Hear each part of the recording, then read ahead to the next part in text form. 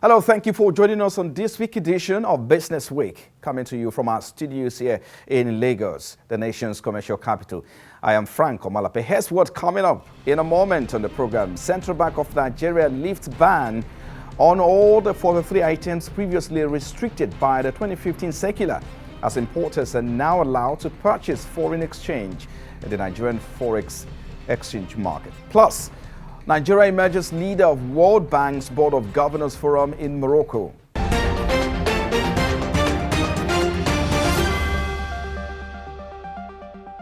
Thank you for joining us. Now let's begin in earnest with some of the biggest stories of the week. The International Monetary Fund says global growth is forecast to slow from 3.5% in 2022 to 3% in 2023 and 2.9% in 2024. This is according to the IMF latest World Economic Outlook Update report for October 2023 at the World Bank Group IMF 2023 annual meetings in Marrakesh.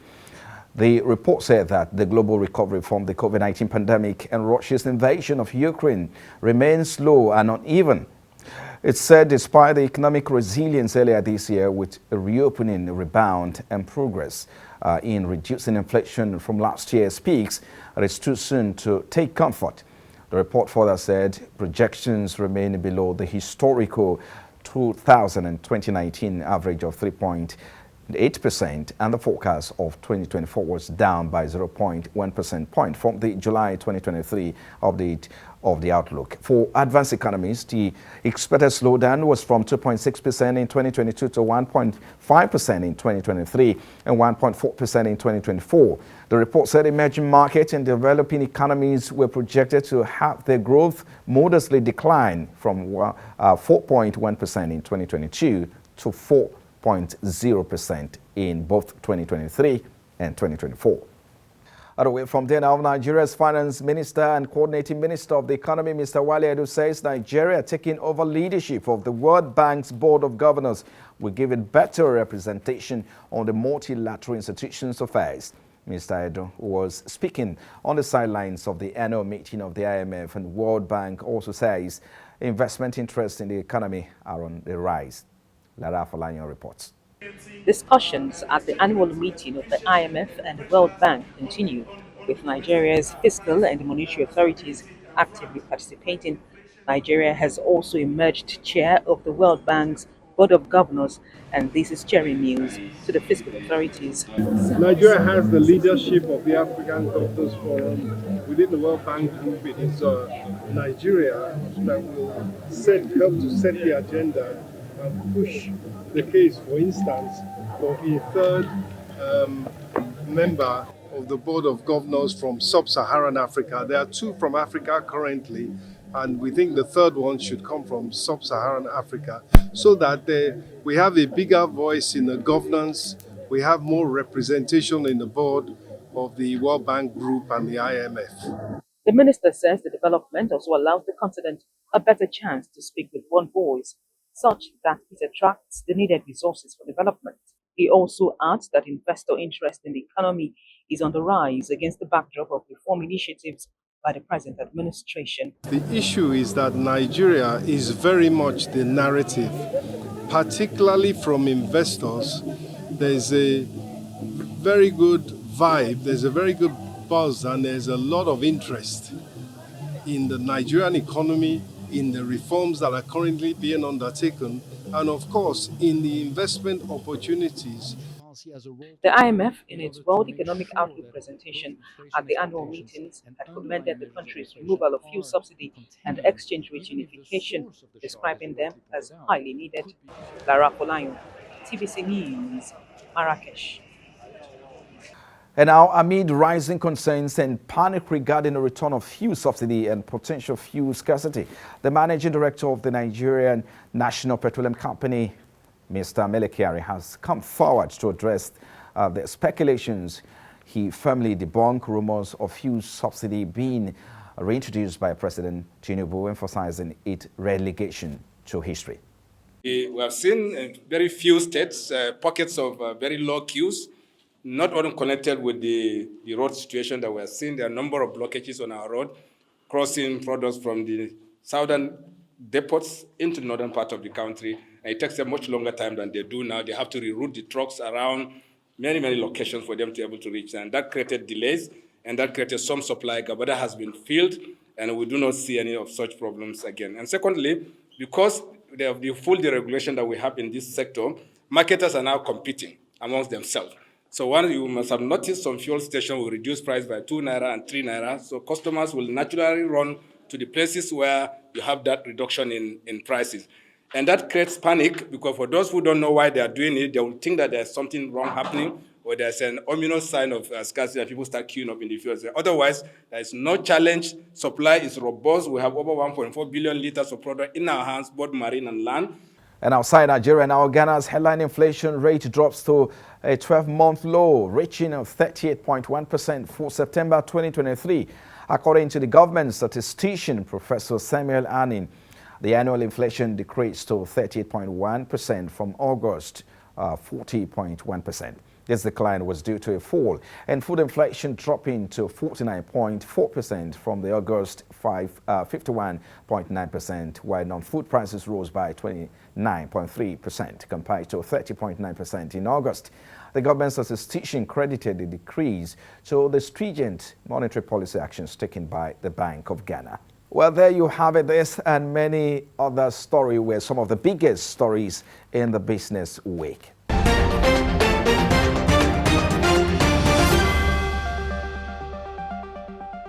Thank you for joining us. Now you're still watching Business Week, a highlight of some of the biggest stories that made headline in the week. Coming up in a moment.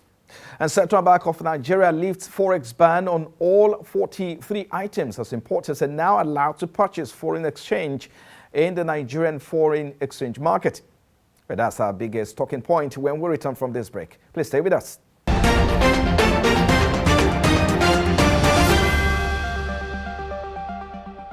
Thank you for joining us. You're still watching Business Week, coming to you from our studios here in Lagos, the nation's commercial capital. So let's get into our conversation for today. Good times are indeed here for importers as CBN lifts Forex ban on 43 items, including rice and cement. However, with this latest policy shift, the decision behind this move raises questions on what this portends for the economy and aligning objectives with the broader economic goals of President Tinubu's administration.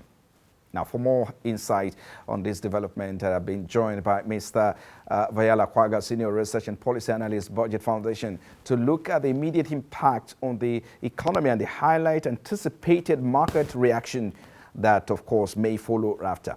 Well, thank you for joining us, Mr. Kwaga. It's good to have you now. So let's get started with this question. With the news of this policy change, what immediate impact do you think this will have on the Nigerian economy? Let's start from there.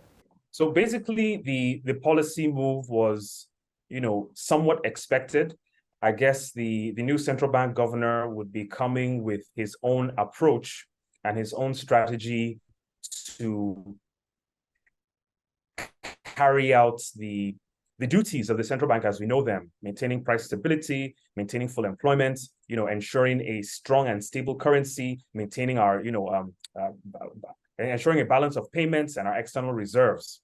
So this was a policy, this restriction on access to Forex was a policy that was instituted by Emefiele. And ostensibly, it was meant to force the market to create or produce these goods within Nigeria, because the government at that time did not think it was wise to have us import products that we could produce very well in the country. Cement, rice, some of those items were on that list. And it's interesting to actually ask yourself, how well did that policy play out? What were the impacts? What were the effects? What was it like in the first 1 to 2 years? These should have been the questions that should have guided the central bank and the federal government on whether or not it was a workable policy and it was achieving, its intended aims. Unfortunately, there was a lot of local rice production, and what have you. But was that local rice cheaper than what we had been importing before? The answer is no. Were we still able to find, imported rice in the country? The answer is yes. And there were observations that the central bank was actually providing Forex for a select group of people, contrary to the formal policy statement that you cannot access Forex for this number of goods. There was a lot of corruption and malfeasance and, specialized access to a select few. Now, this new move to completely remove that restriction is going to have some serious effects in the short to medium term. For one, I suspect that the pressure on the naira will increase. Why is that? Simply because people can now import these items. They'll simply ask, for Forex to import rice, to import cement, to import more of those items. And that will, further erode the value of the naira. Because the principal issue, the productivity of the economy and producing goods or maybe goods and services that the world wants and the world is willing to pay for has not been addressed yet. So the fundamental issues, the fundamental obstacles, as to why the economy was not productive have not been addressed. They have not been answered. So in the short to medium term, I do suspect that there will be a lot of pressure on the naira and a higher demand for Forex. All right, that's well said. Now, the Nigerian government's push for increased investment in agriculture was seen as a reason for the Forex restriction on rice importation. If you look at what happened in 2015, that's because the government wanted to boost, investment in that sector. But with this lifting of restrictions, what effect will this have on the agriculture sector? So it's really interesting that you asked that question. In the short term, it will have a massive effect on especially those subsectors of agriculture, that we're trying to meet local demand. Chicken, that's poultry, and then of course rice. So now you will have an influx of foreign goods that would most likely outmuscle, the goods that we have here, because it would be cheaper to import. Other countries have understood the market and those particular sectors so well that they've been able to produce at such a low cost, they can still make profits even when they export these goods to Nigeria. So I'm going to see, or we should most likely see, some negative impact on the agricultural sector. Agriculture has been increasing in terms of its, absolute contribution to gross domestic product. But, I'm not sure if we can really trace that to the Forex restriction. We need to see what will happen in the next quarter, maybe 1 or 2 quarters, to really see, what that impact will be on gross domestic product. But I suspect that GDP may actually even, pull back a bit, or rather, agriculture's contribution to gross domestic product would most likely reduce. Like I said, the fundamental questions of why the economy is not productive, especially the agri subsector, have not really been addressed. So we're talking about logistics and road network. It would interest your listeners to know that the percentage of roads that belong to the federal government have been largely well taken care of. But the vast majority of road kilometers belong to state and federal governments, to the state and local governments. And those are really the roads that need to be improved. Those are the roads in the rural areas. Those are the roads in the areas where these large farms are located. And if farmers cannot, properly, safely, efficiently bring their goods from those rural areas to the city centers, and from the city centers, down to the ports, whether for export or, for further distribution from the northern parts of the country to the southern parts of the country, these problems will continue to persist. So Nigerians need to look at state governments. Nigerians need to look at local governments and ask them, what are you doing about these rural roads? What are you doing about road maintenance? What are you doing about linking these roads to feeder roads that can connect this state, wherever the state is in the north, to other parts of the country to ensure smooth movement, of these goods? Secondly, the problem of insecurity is also persisting. Tinubu came and there was a huge change of the guard, whether that be military, whether that be police. And we really need to see an impact on the security situation of the country. Has there been a reduction, in kidnappings, in cattle rustling, in banditry? We really need to see this appear. And this has to have an immediate effect on the livelihoods and the business of farming and the business of agriculture in the rural areas. But by and large, despite the removal of restrictions, there are still fundamental problems, assailing agriculture as a component of gross domestic product. All right, Mr. Kwaga. One of the biggest beneficiaries of this policy will be cement importers. What implications can you see for the housing and construction sectors in Nigeria? I would even begin by saying cement importers may actually laugh all the way to the bank, seeing as our current Minister for Works, Dave Umahi, is very keen on using cement for the vast, kilometer length of federal roads. So, we're going to see a lot of interplay in that regard. As a matter of fact, he was saying that, I think I recall him saying a couple of months ago that he's not sure that local cement production can meet the demand as he sees it, for his own plans for the Ministry of Works as regards roads. So we're going to see a lot of importation, we're going to see a lot of activity as far as the federal government procurement is concerned. For cement importers, I really do see a lot of activity. I suspect that the construction and housing industry might also have some positive movement in terms of its contribution to gross domestic product. However, I am sort of interested in seeing the interplay between, Nigeria's biggest cement, or at least one of them is Nigeria's biggest, Dangote and Bua Cement, who have made overtures to sort of bring down the cost of a bag of cement. It's possible that they may have anticipated that this CBN restriction would be relaxed. Hence, they decided to bring down their prices. But be that as it may, there's definitely going to be a lot of competition. And from a purely economic perspective, I hope that it positively impacts, the cost of cement production, cement sales, I beg your pardon, from producers like Dangote. My worry, however, is that because Nigeria has been closed, in quotes, for such a long time, would our domestic cement manufacturers really be able to combat this importation? That's another very interesting question. But I do see in the short, maybe even to medium term, the construction industry, or at least the construction and housing industry, are reacting very positively to this influx of how you would call cheap cement.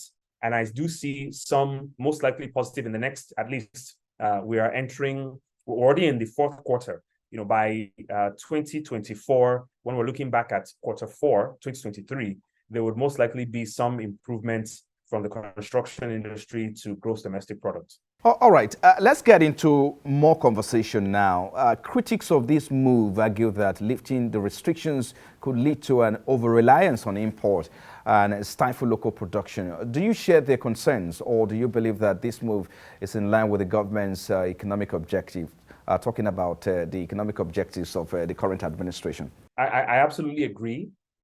I mean, it's interesting because we are at a point in our economic history where we've really been unable to make that step to industrialization and really build a manufacturing base that has the capacity to pull us into much better GDP performance, and by extension, much better gross national income, because you'd have skilled, semi-skilled, and even unskilled labor being used by the manufacturing industry.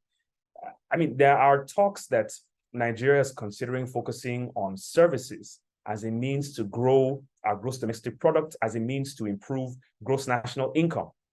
And you look at economies like India, and the services industry is contributing at least 40 to 45%, to gross domestic product. This is not to say that India does not have a strong, heavy manufacturing base. I mean, they manufacture cars and what have you. But India was able to use services, which is like a soft skill compared to extraction, compared to manufacturing, and really lift itself or a considerable number of its citizens out of poverty.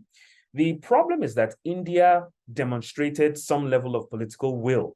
India does have its problems with corruption and malfeasance, but I guess it was able to do so, with very little government, with very little market failure and government failure. The question will be for Nigeria, is the government willing to provide that enabling environment for innovation, for what economists call revealing of price revealing through the information chain? Will the government support economies of scale? Will the government provide and create, and this is federal and state governments, the critical components of any manufacturing or productive base is energy, access to credit. Lastly, just before I let you go, what measures do you think the government can put in place to ensure that this new policy does not lead to abuse and rampant smuggling of these items into the country, especially if you look at the rate of smuggling of these commodities, for instance, rice and other commodities into the country? So talk to us about this before I let you go. I mean, it's very, very, well, I say sort of hilarious when we talk about the fear of smuggling in Nigeria, when you have a policy tool that is staring you in the face. I've always wondered why customs cannot simply increase the tariffs on these goods. Yes, they will be smuggled, but why don't you just open all the borders and increase the tariff to a very high extent? You are encouraging people to bring in the goods illegally, and as the government, you're also going to earn more in terms of the tariffs that they are going to pay. So I really do not see smuggling as a problem. Yes, the Nigerian Customs Service does have problems with administration and with oversight of the borders. Yes, we do have problems, with manning of our borders. And a lot, there are several points in the country that are extremely porous, and allow the entry of these goods. But these problems can actually be fixed, relatively easily. I think the more pressing issue is the impact these goods will have on the local economy. And apart from, this tariff issue, the central bank, the Ministry of Finance, the Ministry of Trade and Industry, the Ministry of Labor really need to work assiduously to ensure that the economy is not only productive, but every aspect, that is their domain. So for the central bank, what's the money supply like? How is it fighting inflation? How is it ensuring that there's full employment by ensuring that, industries, firms have access to credit through commercial banks? For the Ministry of Trade and Industry, how is it making the business process, setting up of businesses, business inspection, how is it ensuring that these processes are simple, that they are efficient, and firms have the most support from government? Finally, in closing, I'd like to say that with the existence of the African Continental Free Trade Agreement, Nigeria really needs to ask itself, what can we produce that has a value add that other countries in Africa would actually want to buy? I'm thinking that this is where the federal government and state governors really need to think very clearly. What sort of support can be provided to firms, knowing that when firms are producing and doing better, it means more taxes. More taxes mean more revenue. More revenue from tax sources will mean a gradual easing off of this dependence on petroleum, on crude oil, I beg your pardon. And this should really be the aim and the goal of governments at all levels, and going into this fourth quarter 2023. Well, I think a good place to leave it there. Thank you so much for your time, Mr. Vayala Kwaga, Senior Research and Policy Analyst at the Budget Foundation. We appreciate your time on the program. You have a great day. A pleasure as always, Mr. Frank. Let's wrap it up now with other stories before we go. The governor of the Central Bank of Nigeria, Mr. Yemi Cardoso, says that the economic policy proposal of President Bola Tinubu's administration can achieve a gross domestic product of $1 trillion in 8 years. The APS Bank made this known in Marrakech, Western Morocco, on the sideline of the ongoing 2023 World Bank IMF annual meetings.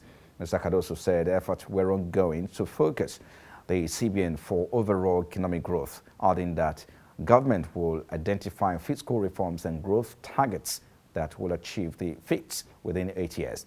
He said that in his study of emerging markets, macroeconomic indices pointed to Nigeria's economic trajectory given the faithful implementation of the proposed economic reforms. Well, and that's a wrap on today's edition of Business Week. Thank you for your time. Join us next week as we bring you the very best in the world of business. I am Franco Malape. I'll see you again.